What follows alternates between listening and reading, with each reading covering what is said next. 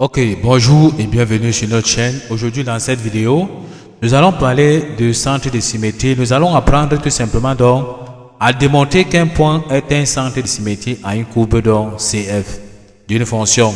Restez jusqu'à la fin de la vidéo parce que je vais essayer d'expliquer de la manière la plus simple possible. On commence donc directement avec l'exercice. Soit f de x égale à 1 sur x moins 3. On demande de démontrer que le point A de coordonnées 3, 0 est un centre de symétrie à CF. Comment donc avec la solution? On commence donc par un rappel, à savoir automatiquement, si nous avons le point A de coordonnées A, B, on voudrait démontrer que c'est un centre de symétrie. On dit donc A de coordonnées A, B est un centre de symétrie si et seulement si f de 2a moins x plus f de x est égal à 2b. Donc on a donc donné notre point ici qui est le point A de coordonnées 3, 0. C'est que A c'est tout simplement donc 3 et B égale à 0.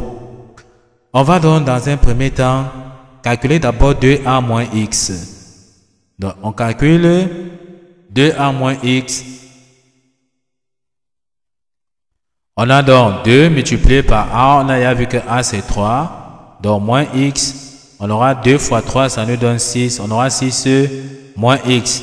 Donc A c'est 3, on a remplacé A par sa valeur ici, d'accord. 2 fois 3, ça nous donne 6 moins x. Donc 2a moins x c'est 6 moins x. Deuxièmement, on va calculer f de 2a moins x plus f de x. Or f de 2a moins x plus f de x, on a déjà vu que 2a moins x c'est 6 moins x. Donc on peut donc écrire ici que on va calculer donc f de 6 moins x qui est f de 2a moins x plus f de x, d'accord. Et à la fin on va calculer aussi 2b pour voir si ça nous donne le même résultat. Donc on va tout simplement donc aller dans notre fonction, remplacer tout simplement donc x par 6 moins x et on aura donc calculé f de 2a moins x.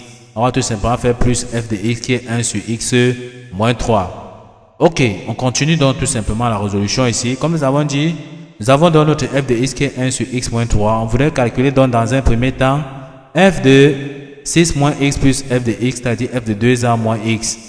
On va donc remplacer donc x par 6 moins x comme nous avons dit ici, d'accord. On va donc avoir ici 1 sur...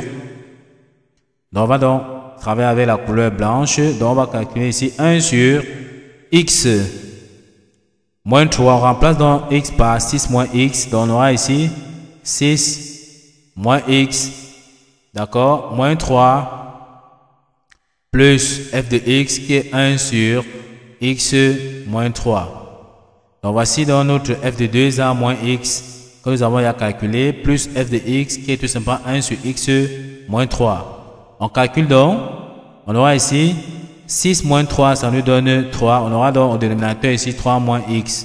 On aura ici 1 sur 3 moins x plus 1 sur x moins 3. On voit ici que nous avons donc deux fractions ici.